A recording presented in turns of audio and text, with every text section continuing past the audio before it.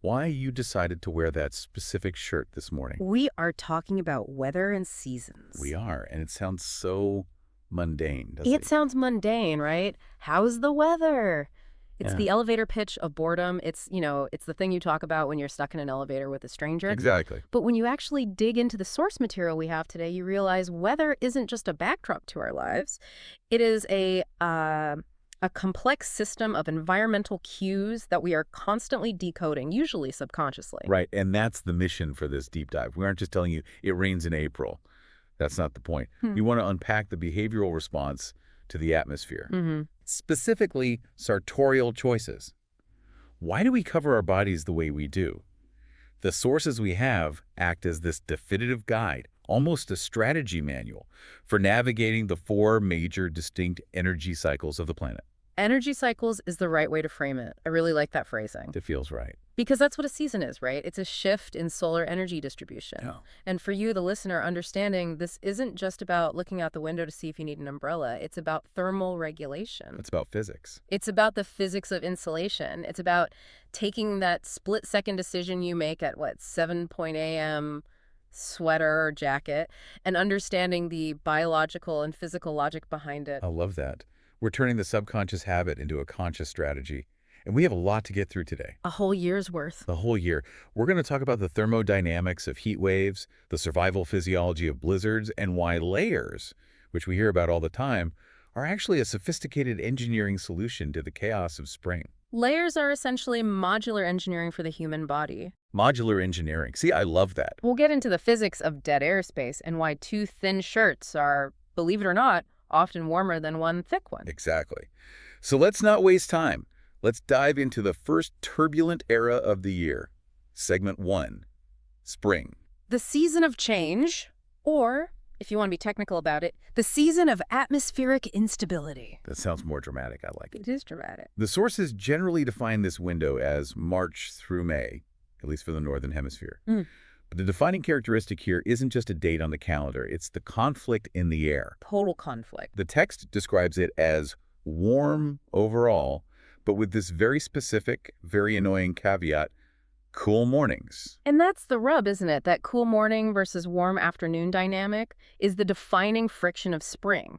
Physically, what's happening is the angle of the sun is increasing, so it's heating the ground during the day. Okay. But the atmosphere, the whole system, it hasn't retained enough heat mass to keep it warm overnight, so you get these massive temperature swings. It's a volatility index.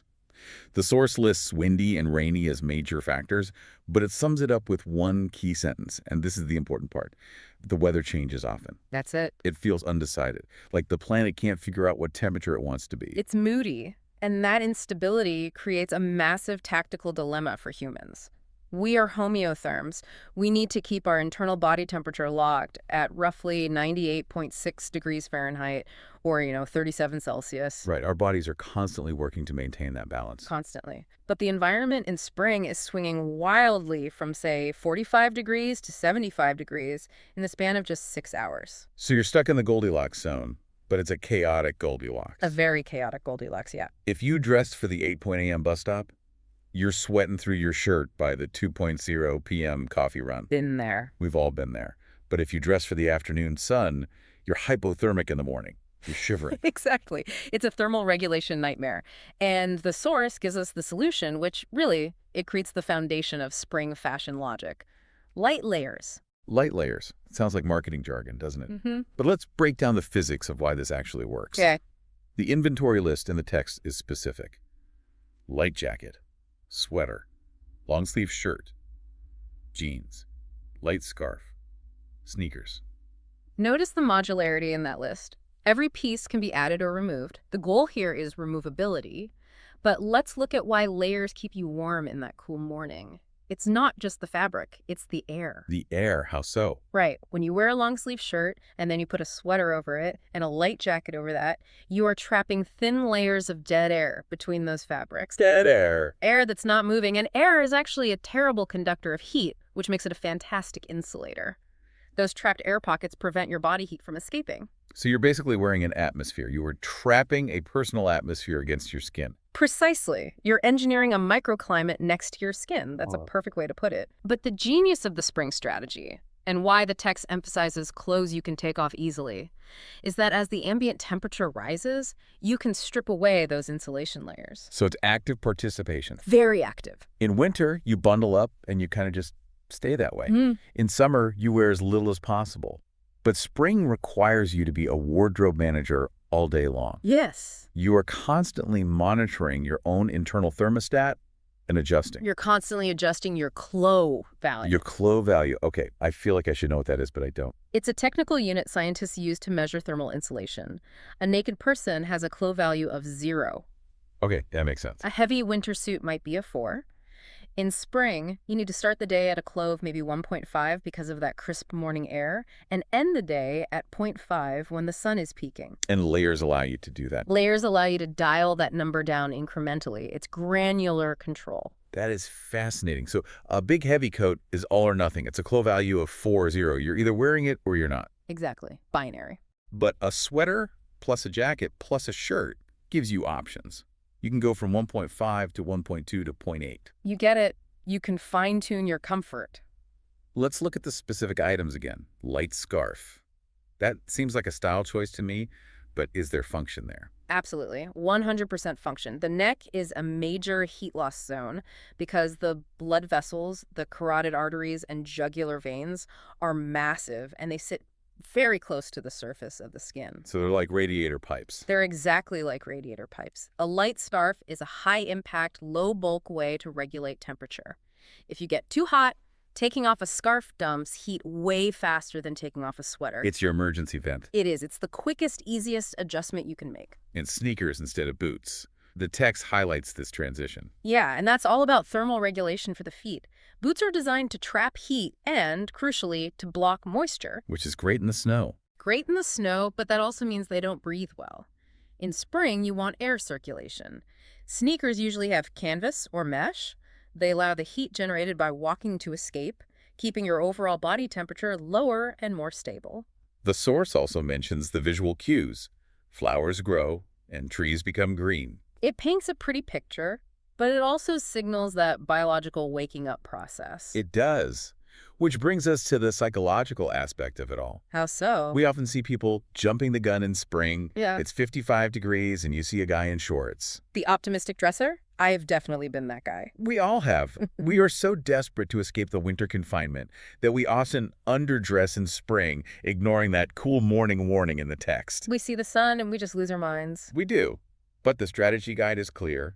Respect the volatility. Don't trust the thermometer at 70 a.m. So the takeaway for spring is build a modular system, trap the air when you need it, release it when you don't.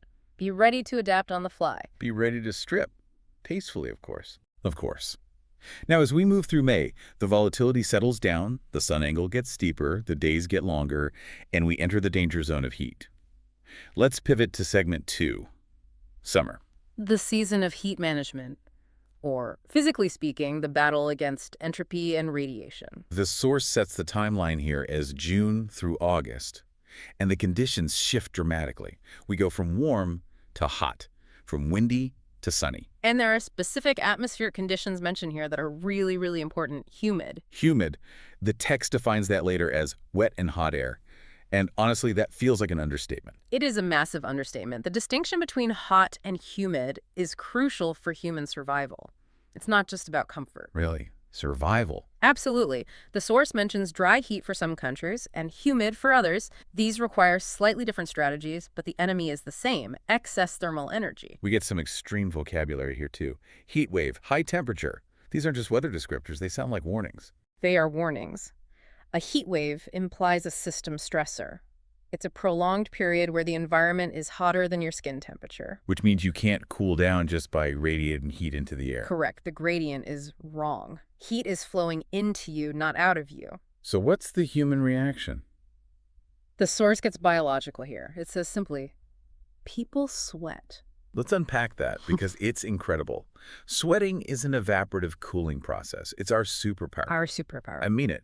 We are actually the best distance runners in the animal kingdom, largely because we can dump heat through sweat while moving. A cheetah can sprint, but it overheats in seconds. We can just keep going. But there's a catch, right? There has to be. Huge catch. Sweat only cools you if it evaporates. This is where the concept of humid becomes the villain.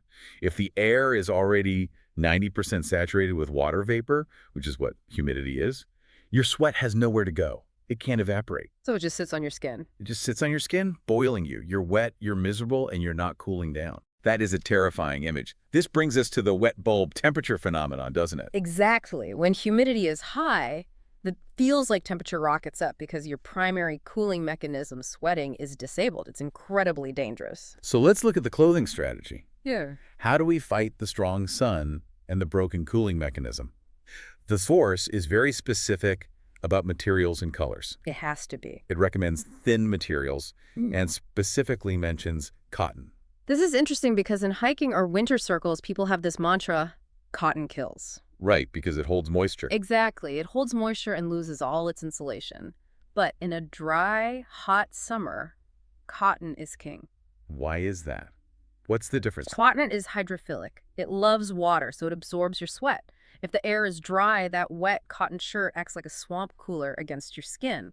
As the water evaporates from the shirt, it pulls heat away from your body. It's using your own sweat as a coolant. Precisely. And thin materials allow for airflow to speed up that evaporation. And the colors. The text says bright colors. This seems obvious, but what's the physics? This is the albedo effect. Albedo is a measure of how much light a surface reflects. A black shirt has a very low albedo. It absorbs almost all the solar radiation hitting it, turning that light into heat energy right on your back. So you're basically wearing a solar panel. Exactly. You are actively cooking yourself. A white or yellow shirt has a high albedo. It reflects that energy away. It's passive shielding. The text says it's to stay cool and comfortable, but physically it's about rejecting radiation. That's the core of it. Reject radiation, promote evaporation. Let's look at the gear list. It's a complete overhaul from spring. T-shirt, shorts, dress, skirt. Notice the reduction in surface area coverage. Long sleeves are gone. Jeans are gone. It's about exposing skin. Why is that so important? The more skin is exposed to the air, the more surface area you have for evaporative cooling. You're maximizing the efficiency of your sweat. And the footwear shift is significant. We go from sneakers to sandals and flip-flops. Again, it's about venting. Your feet have a super high density of sweat glands. I did not know that. Oh, yeah. If you trap them in socks and sneakers in 90-degree heat, you are blocking a major heat exit ramp. Sandals facilitate airflow. They let your feet breathe. Now here's where it gets really interesting to me. The source lists accessories, but in summer, they aren't just for style. We have sunglasses and a hat. In this context, those are personal protective equipment, PPE. PPE for the beach. I'm serious. Think about the strong sun mentioned in the text. We're talking about UV radiation. A wide-brimmed hat creates portable shade, lowering the ambient temperature around your head and protecting the delicate skin of the face and neck from burns. And sunglasses. Is that just about not squinting? It's not just about glare, it's about protecting the retina from UV damage, which is cumulative over a lifetime. But there's a psychological trick, too. A psychological trick? When your eyes perceive brightness, your brain thinks heat. Darkening your visual field can actually reduce the psychological sensation of heat stress. That is wild. So wearing sunglasses literally makes you feel cooler. It signals to the brain that the environment is less harsh. The brain reduces its stress response, which can, in turn, help regulate your body temperature. Amazing. And we can't forget the modern adaptation mentioned in the vocabulary list, air conditioning. The ultimate technological cheat code. Right. We spent thousands of years evolving sweat glands and learning to weave linen and cotton. And then in the 20th century, we just decided to refrigerate the air. It changes the clothing dynamic, though, doesn't it? Because now you have to dress for the 95-degree walk to the car. But then you freeze in the 65-degree office. Yes. That's the modern summer paradox. You almost need a summer layer, a light cardigan or something just for the indoors. But the source focuses on the outdoors, where the t-shirt and shorts remain the primary defense. So we survive the heat, we sweat it out, we reflect the radiation, and then the planetary alignment shifts again. The days start to clip away. The sun starts losing its power. And we enter segment 3, autumn or fall, depending on where you are. The great deceleration. I like that. The source puts this at September through November. And immediately, the vibe changes. The conditions move to cool and windy. We see the return of rainy conditions, specifically sometimes rainy, and dry spells. It mirrors spring in some ways. It's a transition season, but the directional momentum is different. Right. Spring is an acceleration toward heat. Autumn is a braking maneuver. The text says it very clearly. The temperature drops. And days get shorter. That's a profound shift for our biology. We lose solar gain. The sun sits lower in the sky, so the light is weaker, more diffuse. But the visual imagery in the source is the most vivid here. Leaves turn yellow, red, orange. It's the visual signal of senescence biological shutdown. The trees are pulling resources, chlorophyll, back into their roots to survive the coming cold. It's a warning signal to us. It's nature saying, get ready. Winter is coming. And so, humans have to prepare too. Let's talk about the clothing strategy for the fall. The host poses the dilemma found in the text. It is getting cooler, the wind is stronger. But the source explicitly notes, not heavy winter coats yet. This is the intermediate phase, and it's tricky. If you break out the heavy down parka in October, you have nowhere to go when January hits. What do you mean? You acclimate too early, your body gets used to that level of insulation, but you can't wear the summer shorts anymore because the wind strips the heat away. Let's talk about that wind. Why is windy such a big factor in autumn specifically? It's windy in the spring too. It is, but the consequences are different. In autumn, it's all about the boundary layer. Unpack that for us. Your body generates heat. That heat warms up a very, very thin layer of air, maybe a few millimeters thick, right next to your skin. That warm air is your insulation. Okay, that makes sense. When the wind blows, it physically strips that warm air layer away, and your body has to work overtime to reheat a new layer. This is why 50 degrees with no wind feels fine, but 50 degrees with a 20-mile-per-hour wind feels freezing. That's the wind chill. That is the wind chill effect. So the clothing strategy in autumn isn't just about thickness, it's about wind resistance. And so what rises to the top? What's the key piece of gear here? The hoodie. The hoodie is the hero of autumn. It is a brilliant piece of engineering. We usually just think of it as loungewear. Why is it engineering? Think about it. It covers the torso with a thick fabric, usually cotton or a blend, which provides moderate insulation. But the hood is the genius part. The hood. It allows you to protect the neck and head from that windy condition instantly. And if the wind dies down or you go inside, you drop the hood. It's variable geometry for your head. Variable geometry, I like that. The list also includes light coat, sweater, and the transition to long pants. We say goodbye to the legs. Shorts are out. Long pants provide that full coverage to preserve the boundary layer on your lower half. No more exposed skin. And boots. We see the return of sturdy footwear. Not sneakers. Likely because of the rainy and windy conditions, you need more protection than a sneaker. And let's be honest, autumn rain is different than summer rain. It's a cold rain. Summer rain can be refreshing. Autumn rain is cold. It saps body heat. So you need waterproof or at least water-resistant footwear. The source says people start wearing warmer clothes in anticipation. It feels like a preparation season. We are bracing ourselves. We are hardening our defenses. There is a definite psychological aspect to autumn dressing. You are mentally accepting that the easy days of summer are gone. You're putting on your armor. And you need that armor because the final boss is coming. Oh, yeah. Segment 4, winter. Protection and survival.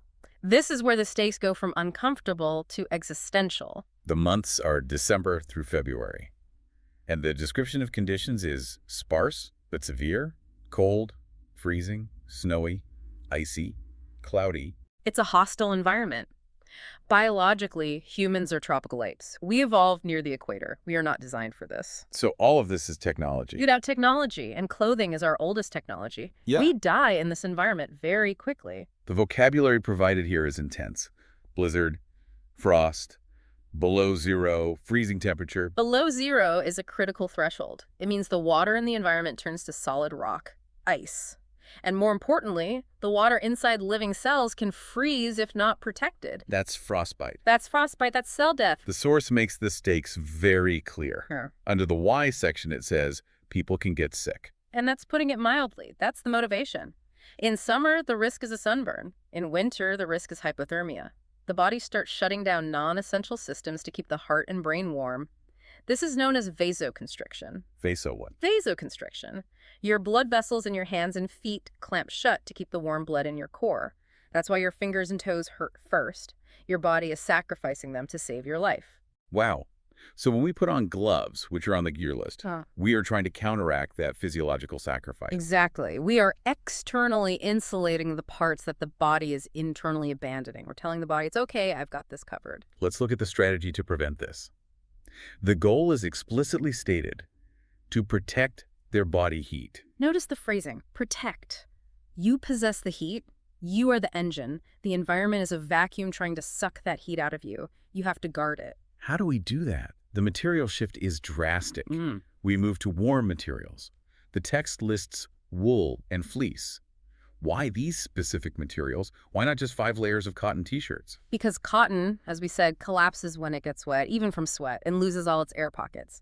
Wool is magic. Magic. The fibers have a natural crimp. They are crinkly. This creates millions of tiny air pockets that trap heat, and they maintain that structure even if they get damp. So wool stays lofty. Loft is the key. Loft equals warmth. Fleece is the synthetic version of this. It's just plastic fibers designed to mimic wool's structure. And the technique. Multiple layers and thick clothes. It's layers again, but different. Multiple layers works like the spring strategy, but for a different reason. In spring, it's about removability. In winter, it's about density. Density. You want a base layer to wick sweat, a middle layer like the sweater for insulation, that's the loft, and an outer shell like the heavy coat to block the wind and snow. Let's talk about the heavy coat. The source lists it as essential. This is your barrier, your shield. It needs to be windproof. Remember the wind chill. In winter, wind cuts right through wool. You need a nylon or polyester shell to stop the air movement completely. The inventory list is heavy on accessories. Gloves, scarf, hat or beanie, boots. It's full coverage. You are sealing the leaks. No exposed skin if you can help it. There's that old myth that you lose 80% of your body heat through your head. Is that why the hat beanie is there? That statistic is actually a bit of a myth. It comes from a flawed Army study. You lose heat from any exposed surface. Oh, okay. But in winter, your head is often the only exposed surface. So effectively, yes, if you don't wear a hat, your head becomes a chimney venting all your precious heat into the sky. So you got to plug the chimney. You have to plug the chimney. And for the extreme scenarios, the source mentions thermal clothes. That's for the below zero days. We're talking long underwear, leggings.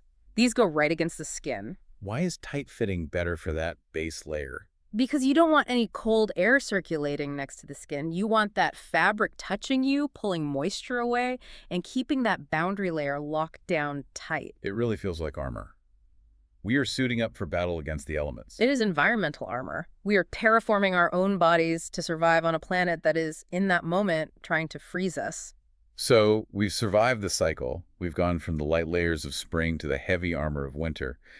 I wanted to take a moment in segment 5 to look at the vocabulary of the elements. The definitions provided in the source? Yes. The source gives us this extra vocabulary table, and I think it's worth a deep dive because these words define the atmosphere we live in. They're simple but profound. They add nuance to what we see when we look out the window. For example, foggy, defined as hard to see. Fog is fascinating. It's essentially a cloud that has touched the ground. The air is so saturated with water that it condenses into droplets right in front of your face. And hard to see implies the danger, doesn't it? It changes how you interact with the world. Driving becomes dangerous. Walking feels isolating. It dampens sound to... It creates a sensory deprivation chamber. It's disorienting. Then we have the moisture contrast. Humid versus dry. Humid is wet and hot air. Dry is no rain. It's interesting that dry is defined by the absence of something, no rain, while humid is defined by the presence of water vapor. Physically, humid air is actually less dense than dry air. Wait, really? Less dense? Yeah, because a water molecule is lighter than a nitrogen or oxygen molecule, but it feels heavier to us because it suppresses evaporation. Then intensity. We have rainy, which is just, it is raining. Pretty straightforward. Then we have stormy. Strong wind and rain. That combination is key. Rain alone is just vertical water. It gets you wet. Right. A storm involves energy, wind energy. It pushes the water horizontally. It breaks umbrellas. It signifies chaos. And the simple states, sunny. The sun is shining. Cloudy. Many clouds in the sky. The binary of the sky. Is the energy source visible or is it blocked? That simple binary dictates everything from our vitamin D levels to our mood. It's a simple language, but it describes the fundamental parameters of our existence. It does. It's the dashboard of the planet. Now for segment 6, I want to step back. We've looked at the seasons, we've looked at the clothes, we've looked at the physics, but I want to synthesize the why. The source has a section called Why Clothes Change with the Seasons. The philosophy of adaptation. Exactly. Let's look at the 5 factors. The text identifies 5 specific drivers that force us to change our clothes. It really boils down to just these 5 variables. Right. Let's list them and connect them to the science we've discussed. Number 1, temperature. Hot or cold, the basic kinetic energy of the air molecules. If they are moving fast, hot, we need to reflect them in sweat. If they are moving slow, cold, we need to trap heat with insulation. Simple as that. Number 2, wind, The invisible stripper. the force that removes our thermal boundary layer. And our response. Windproof shells, hoodies, tight weaves, anything to stop that air from moving. Number 3, rain, Liquid water. the need for dryness. And this is critical. Water conducts heat 25 times faster than air. If you get wet in the cold, you freeze 25 times faster. So rain forces us to wear waterproof shells. It's a non-negotiable. Number 4, snow, Solid water. which is different from rain. Very different. It's a physical obstacle. It requires boots with traction. It requires warm materials that don't lose loft when snow melts on them, which is another reason wool is better than down in wet, snowy conditions. And number 5, sun strength. The intensity of radiation. The summer antagonist. This brings us back to the sunglasses and the hat and the albedo effect. We are shielding ourselves from a nuclear fusion reactor 93 million miles away. It sounds epic when you put it like that. It is epic. These are the inputs. These are the challenges the environment throws at us. And the source then lists the 4 functions of clothing, the response to those inputs. Right. The clothing exists to do 4 things. 1, keep us warm. 2, keep us cool. 3, protect our skin. 4, keep us dry. It's amazing when you break it down like that. Every single item we discussed today fits into this matrix. It does. Let's test it. The flip-flop in summer. Okay, that maximizes airflow to keep us cool in response to temperature. The raincoat or light jacket in spring. That's there to keep us dry in response to rain. Easy. The sunglasses. That would be to protect our skin, or eyes, in this case, in response to sunstroke. And the thermal clothes in winter. That's to keep us warm in response to temperature and snow. It's a perfect logic puzzle. There's a reason for everything. It is. We often think of fashion as style or trends or expression, and it is those things.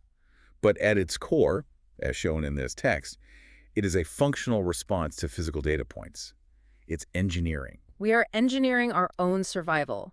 We are soft, hairless animals who have figured out how to live in the Arctic and the desert by wrapping ourselves in technology, and that's pretty incredible. Well, we have certainly unpacked a lot today. We've gone from the molecular structure of wool to the fusion of the sun. Let's head to the outro. Let's do it. We have journeyed through the year, from the blooming flowers and light layers of spring, through the sweat and sunglasses of summer, into the turning leaves and hoodies of autumn, and finally bundling up against the blizzards of winter. It's a cycle that never stops. As long as the Earth tilts on its axis, we will be doing this dance. I feel like our listeners are now well-informed, not just about what to wear, but why they're wearing it. That's the goal, isn't it? When you look at your closet now, don't just see clothes, see tools, see strategies, see physics. And nature changes, the leaves, the temperature, and we change right along with it. It's an elegant system. The world shifts, and we shift. We adapt. That's what humans do best. Before we go, we want to leave you with a provocative thought, a little something to mull over. Yes. The source material connects specific clothes to specific weather. But I want you to ask yourself, which of the 5 factors, wind, rain, snow, temperature, or sun strength, dictates your personal wardrobe the most? Oh, that's good. Because it's different for everyone, depending on where you live. Totally different. Do you dress for the temperature? Or are you living in a windy city where the wind chill is your main enemy? Or maybe you're hiding from the sun. Everyone has a primary antagonist. I know for me, it's the humidity. It's the one thing that dictates all my summer choices. But what's yours? Think about that the next time you check your weather app. And remember, there is no bad weather, only bad clothing choices. Stay dry, stay comfortable. And we'll see you next time. Goodbye, everyone.